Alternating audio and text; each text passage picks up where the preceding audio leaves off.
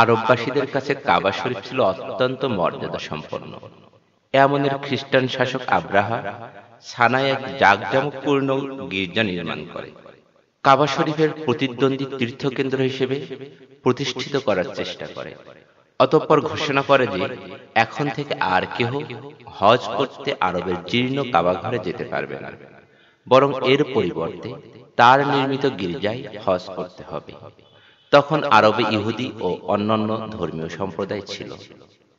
কুরাইশগণ কাবা শরীফকে আল্লাহর ঘর হিসেবে জানত, আর ইহুদিরা আব্রাহা কর্তৃক পূর্বেই নির্যাতিত ও বিতাড়িত হয়েছিল।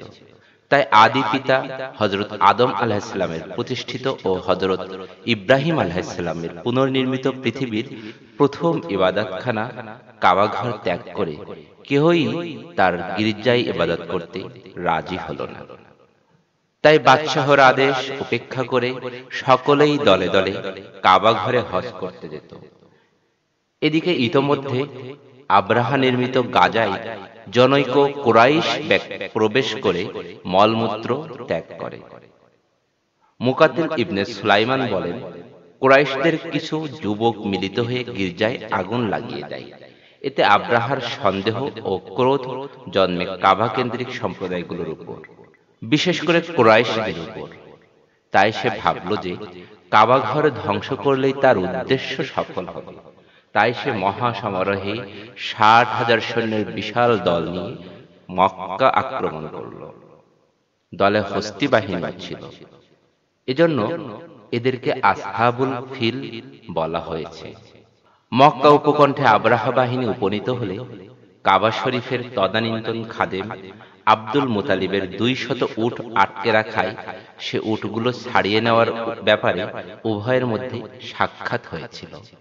আব্রাহা সম্মানজনক ব্যবহার পূর্বক উটগুলো ফেরত দেয় এবং কাবা শরীফ ধ্বংস করার হুমকি দেয়। আব্দুল মুত্তালিব তখন বলেন, তিনি উটের দায়িত্বে আছেন, এজন্য তিনি উট নিয়ে ভাবতে পারেন, আর কাবা আল্লাহর ঘর, সেটা নিয়ে আল্লাহই ভাববেন এবং তিনিই রক্ষা করবেন।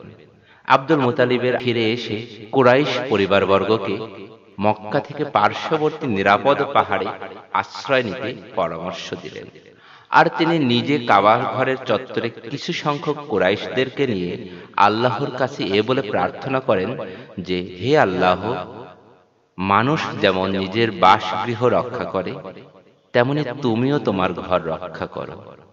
এ প্রার্থনা করে তিনি স্বগোত্রীয়দের সাথে নিয়ে পাহাড়ে গিয়ে প্রাণের ভয়ে আশ্রয় নিলেন এবং আব্রাহার আক্রমণের ভয়াবহতা ও পরিণতি লক্ষ্য করতে লাগলেন। এদিকে কাবা ঘর ধ্বংসের জন্য সৈন্যদল যখন তারা কাবা ঘরের কাছাকাছি এলো, তখন তাদের হাতিগুলোর গতিরুদ্ধ হলো এবং সৈন্যদল অগ্রসর হতে পারল না।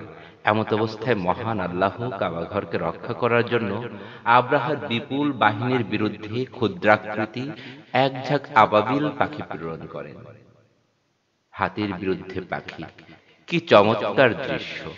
সে ক্ষুদ্র আবাবিল বাহিনী ঠোঁটে এবং দুপায়ের আঙ্গুলের ফাঁকে চেপে নুড়ি কঙ্কর নিয়ে এলো এবং সেগুলো তাদের উপর প্রবল বেগে নিক্ষেপ করতে লাগলো।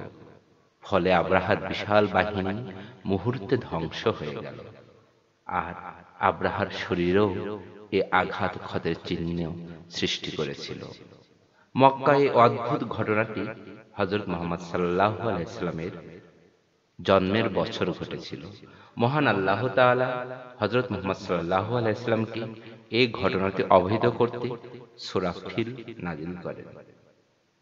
এই সূরাটি ৪০ বার পাঠ করলে ইনশাআল্লাহ দুশমনের উপর বিজয় লাভ করা যায়, এবং কাউকে যদি শত্রুরা অবরোধ করে, তাহলে আসর এবং মাগরিবের পূর্ববর্তী সময়ে এই সূরাটি ১০০০ বার পাঠ করলে ইনশাআল্লাহ শত্রুরা ধ্বংস হবে এবং তার কোনো ক্ষতি করতে পারবে না।